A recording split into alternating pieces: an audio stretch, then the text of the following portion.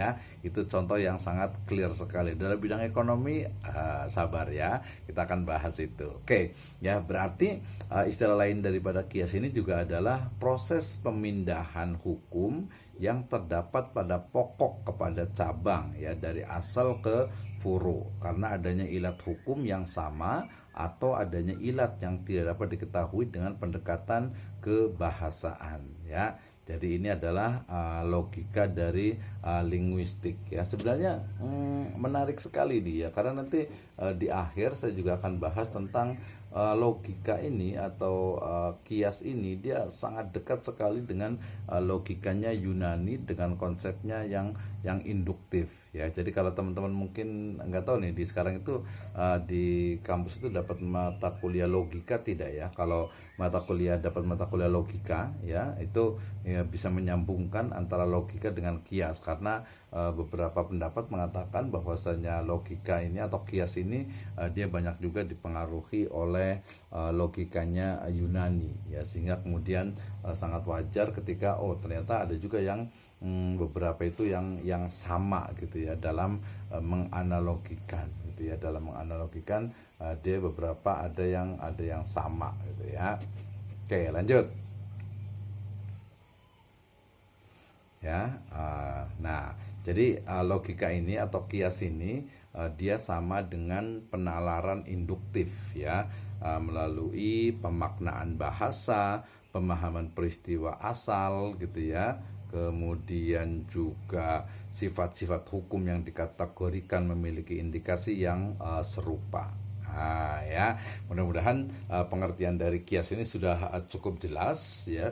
Berarti kias itu adalah satu metode dalam menetapkan hukum dari satu hukum yang belum ada, ya, ketetapan hukumnya, dianalogikan, disamakan dengan hukum atau status ketetapan hukum yang telah ada nasnya secara qot'i. Misalnya tadi antara narkoba dengan khamar, antara korupsi dengan mencuri atau dengan ghulul, ya. Ini simpulan dari pengertian kias. Nah, kias dalam Al-Qur'an, ya, ternyata jelas sekali juga dalam surat An-Nisa ayat ke-59, ya, di mana Allah Subhanahu wa taala berfirman, a'udzubillahi minasyaitonirrajim, ya ayyuhalladzina amanu atiullaha wa atiur rasul wa ulil amri minkum fa in tanaza'tum fi syai'in farudduhu ilallahi wa rasul in kuntum tu'minuna billahi wal yaumil akhir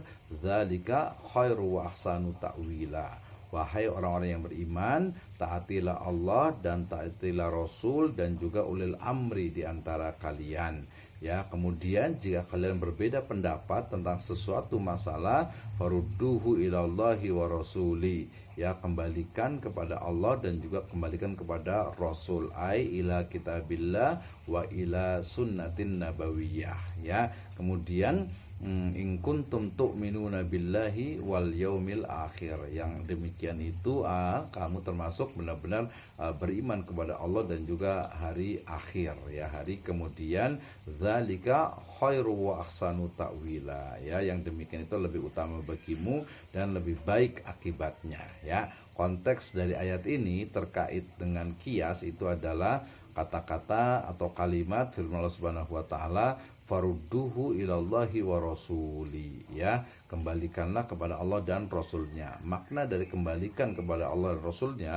para ahli tafsir, Imam Ibnu Katsir, At-Tabari, Al-Qurtubi dan yang lainnya menafsirkan bahwa makna farudduhu ilallahi wa rasuli artinya, ya, mengembalikan, menganalogikan, mengkiaskan, menyamakan dengan hukum-hukum yang ada di dalam Al-Quran dan juga Al-Hadis atau As-Sunnah, ya. Jadi kata-kata faruddu, kembalikanlah. Naam. Kemudian sebuah riwayat juga, ini riwayatnya sebenarnya dhaif, lemah, tetapi secara konten menurut Syekh Muhammad Nasir Albani kontennya atau isinya itu bisa dibenarkan, yaitu kisah dari Mu'ad bin Jabal yang diutus Nabi SAW ke Madinah. Nah, sebelum berangkat Nabi SAW bertanya kepada Mu'ad bin Jabal, kaifa taqdi idza aradalaka qada'un, ya, bagaimana engkau memberikan keputusan apabila sebuah peradilan yang dihadapkan kepadamu. Jadi ketika ada sebuah permasalahan kemudian dihadapkan kepada kita, maka Mu'adz menjawab, ya qala aqdi bi kitabillah, ya. Kemudian saya akan memutuskan dengan kitabullah.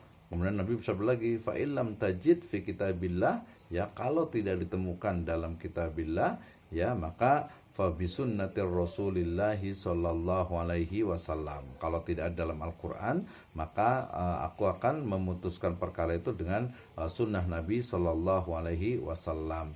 Fa illam tajid fi sunnatir Rasulillah alaihi wasallam, ya, wala fi kitabillah, ya. Nah, kalau ya ternyata satu perkara, satu masalah itu tidak ada ya nasnya di dalam Al-Quran dan juga di dalam hadis Nabi SAW, ya, maka kemudian Mu'adz bin Jabal menjawab, qala ajtahidu ra'yi wala alu, ya. Kemudian Mu'adz mengatakan, maka saya akan apa? Saya akan berijtihad menggunakan pendapat saya dan saya tidak akan mengurangi, ya. Jadi ajtahidu ra'yi wala alu, ya. Maka kemudian fadaraba Rasulullah sallallahu alaihi wasallam, Nabi SAW kemudian menepuk dada Mu'adz bin Jabal, kemudian mengatakan, beliau bersabda, alhamdulillahilladzi waffaqar rasula rasulillahi lima yurdi Rasulullah, ya. Segala puji bagi Allah Subhanahu wa taala yang telah memberikan petunjuk kepada utusan Rasulullah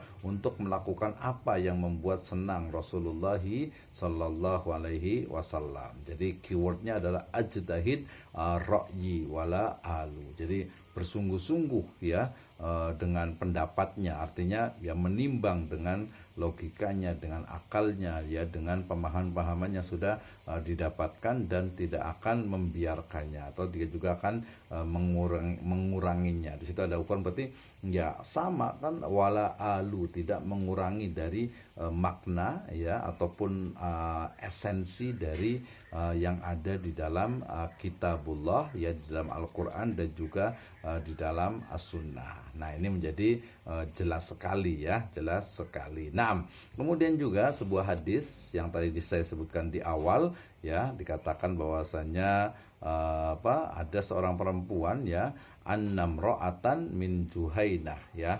Ada seorang perempuan, wanita dari Juhainah yang mendatangi Nabi, ya. Kemudian dia mengatakan bahwasanya inna ummi nadarat anta hujja, ya.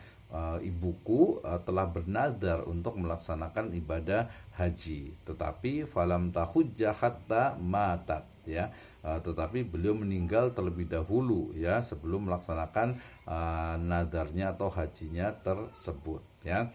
Maka kemudian beliau wanita ini mengatakan, afa ahujju anha, apakah saya boleh menghajikannya? Maka Nabi SAW menjawab, na'am, iya, hajikanlah, iya, ya. Aro'aiti laukana ala ummiki dainun akunti qadiyatan aqdu Allah atau aqdullaha wallahu ahaqqu bil wafai, ya.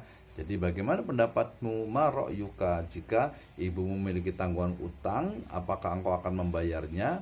Maka Allah lebih berhak, wallahu ahaqqu bil wafa, lebih berhak untuk dipenuhi, ya, dilunasi. Nah, di sini keywordnya tadi juga adalah aro'aita, ya. Di sini karena perempuan jadi aro'aiti, ya.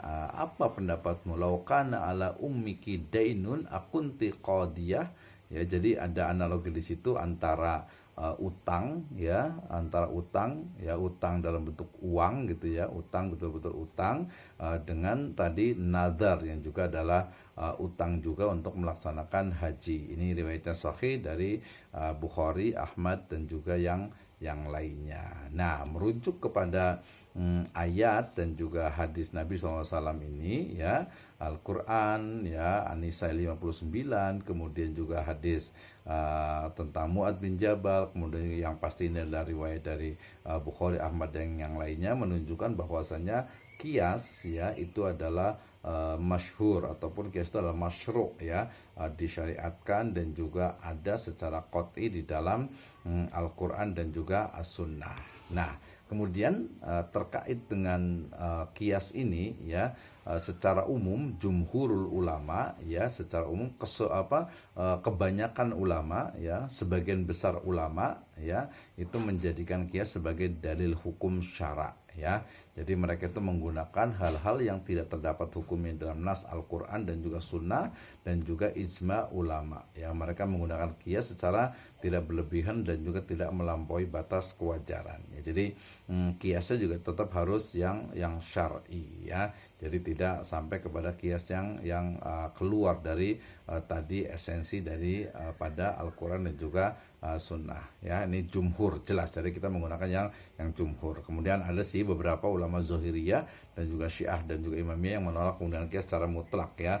Zahiriyah menolak penemuan ilat atau suatu hukum dan menganggap tidak perlu mengetahui tujuan ditetapkannya suatu hukum syara ya. Tapi madhab ini sudah ditinggalkan Zahiriyah ini karena terlalu tekstual. Demikian juga Syiah dan Imamiyah karena cara beragama mereka adalah lebih kepada pemimpin mereka, sedangkan jumhur lebih kepada pengembangan dari ilmu pengetahuan secara lebih terbuka gitu ya. Sehingga kemudian kelompok yang menggunakan kias secara mudah, mereka pun berusaha menggabungkan dua hal yang tidak terlihat kesamaan ilat di antara keduanya ya. Kadang memberikan kekuatan yang lebih tinggi terhadap kias ya, dan yang lainnya gitu ya. Jadi intinya bahwa kias ini ya jelas secara jumhur ulama membolehkan untuk menetapkan hukum dari suatu hukum yang telah ada sebelumnya. Itu adalah masru'iyatul qiyas fil Islam, fil kitabillah wa fi kitabillah wa sunnatin nabawiyah ya. Jadi itu adalah dasar hukum dari adanya qiyas yang ada di dalam Al-Quran dan As-Sunnah. Baik, kita lanjutkan teman-teman semuanya. Ini agak cukup serius ya, yaitu terkait dengan arkanul qiyas, rukun di dalam qiyas. Maksudnya adalah bahwa rukun itu adalah kan sesuatu yang memang harus ada ya di dalam sebuah permasalahan. Berarti rukun qiyas itu adalah sesuatu yang harus ada di dalam qiyas ya. Kalau tidak ada rukunnya berarti tidak sah qiyas itu. Maksudnya ya tidak lagi disebut sebagai qiyas. Misalnya tadi hadis Nabi SAW ya, tadi tamu aja, kalau memang hadisnya itu betul-betul dhaif jiddan, apalagi sampai ke maudhu gitu ya, maka itu ya bukan hadis, karena salah satu rukun dari hadis itu harus sanadnya itu adalah bersambung ya. Jadi kalau sanadnya tersambung ya tidak tersambung, munqati, atau mungkin ada istilahnya itu rawinya yang berbohong dan sebagainya atau tidak jujur, maka ya tidak disebut sebagai hadis. Nah kias pun sama ya. Jadi rukun kias berarti sesuatu yang harus ada dalam kias tersebut. Naam. Yang pertama adalah al-asal ya, atau asal ya. Jadi udah jadi bahasa Indonesia juga nih ya.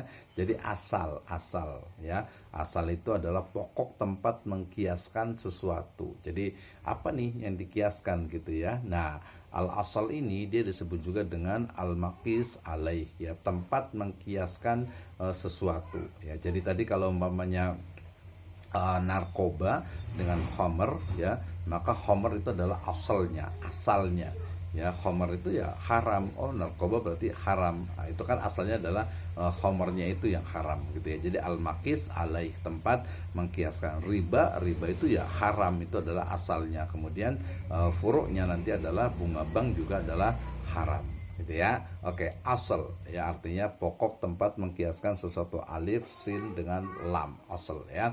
Kemudian yang kedua adalah adanya hukum asal. Tadi ada asalnya, yang kedua ada hukumnya. Oh, detail sekali kan ya. Jadi pertama ada permasalahannya, yang kedua baru ada hukumnya. Apa itu? Yaitu hukum syara yang terdapat pada asal yang hendak ditetapkan oleh furu dengan jalan kias. Tadi kan ya, hukum haramnya khamr dalam Al-Quran. Jadi tentang keharamannya, karena khamr itu haram, maka narkoba juga haram.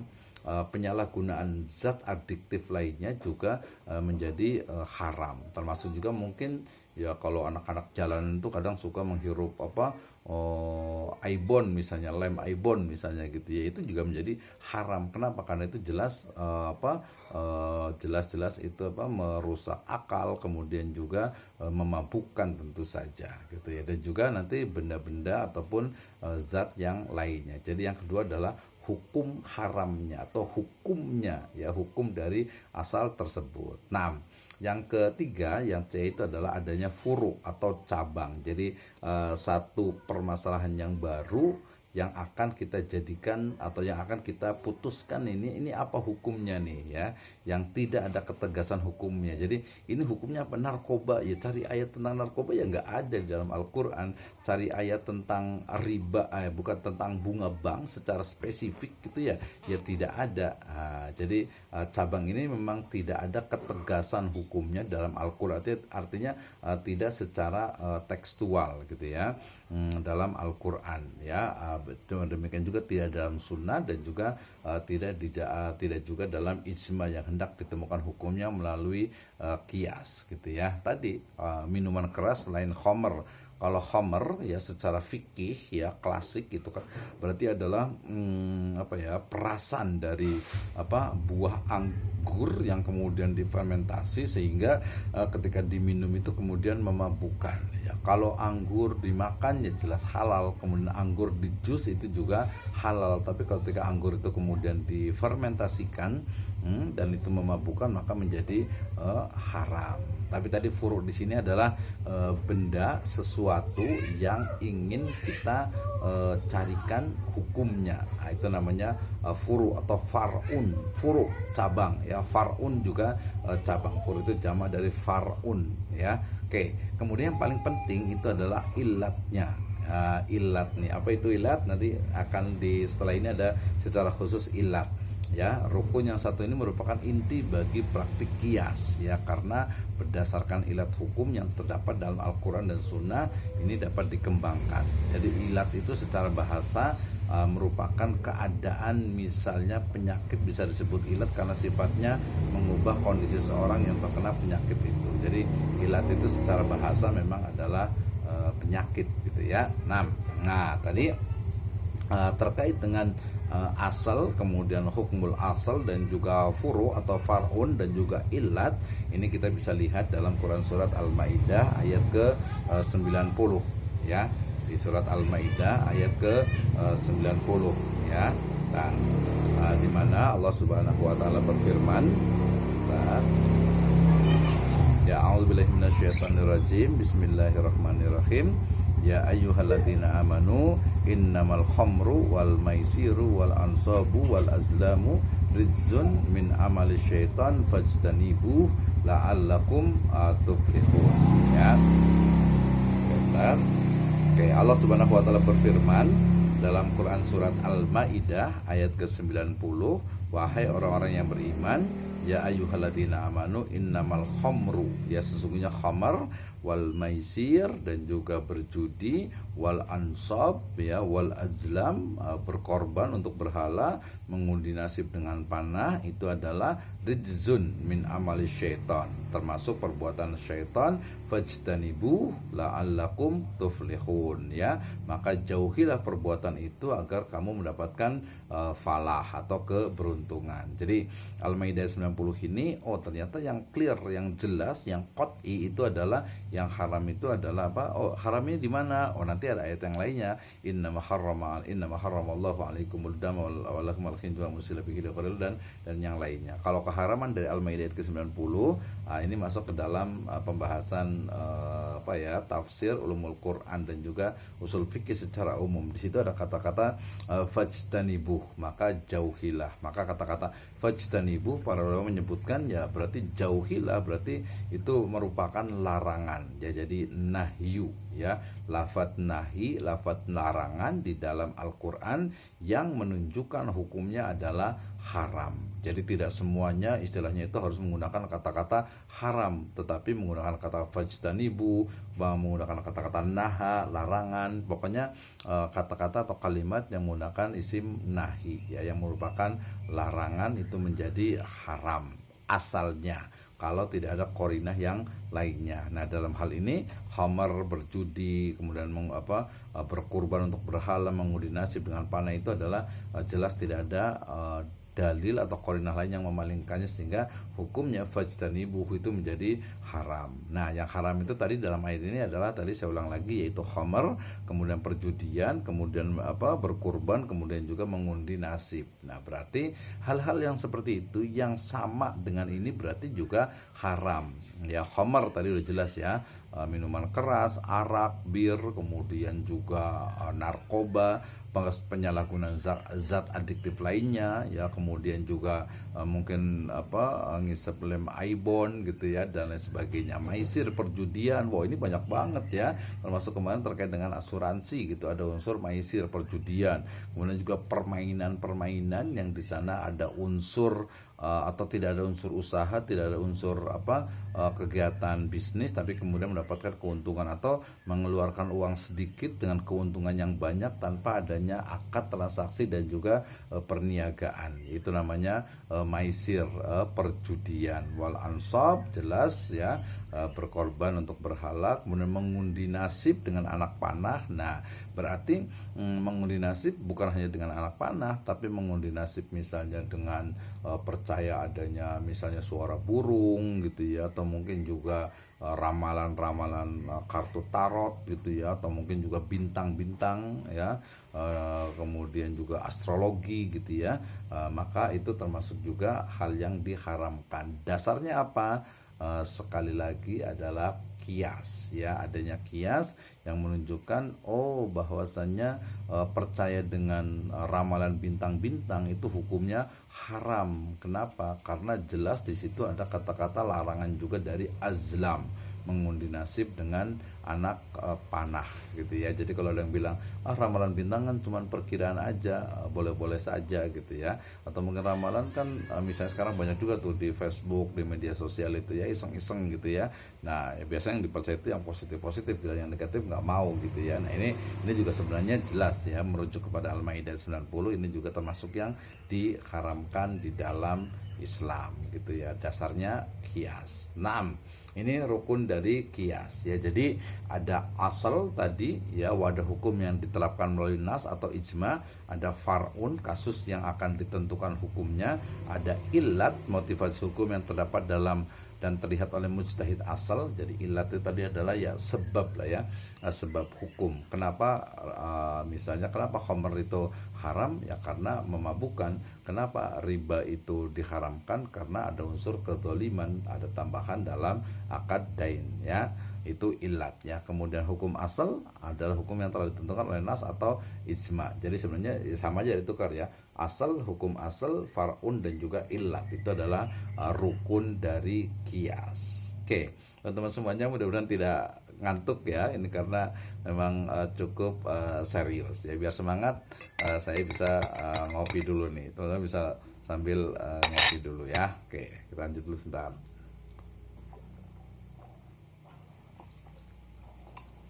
Baik, kita lanjutkan teman-teman semuanya. Tadi adalah rukun dari kias. Ini tadi detail